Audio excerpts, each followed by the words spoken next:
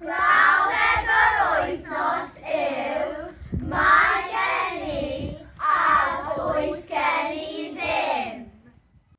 Mae gen i means I have a. Does gen I ddim means I don't have a. If you're having a one-on-one conversation, you may hear this question. Beth sydd gen ti, which means what do you have? Beth sydd gen ti? Mae gen I mochyn pink efo scarf.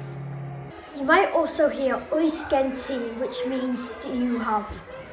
If you hear this question, you'll have to respond with a yes or no answer. Let's go see if we can see the sentence in action. Oes gen ti bensil? Oes, mae gen i pensil diolch. Iawn. Oes gen ti botol o ddŵr heddiw?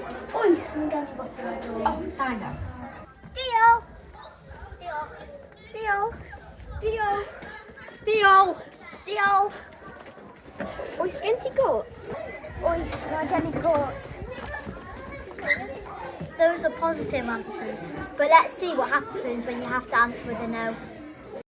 Oes gen ti lyfio? Nac oes, does gen I ddim lybion.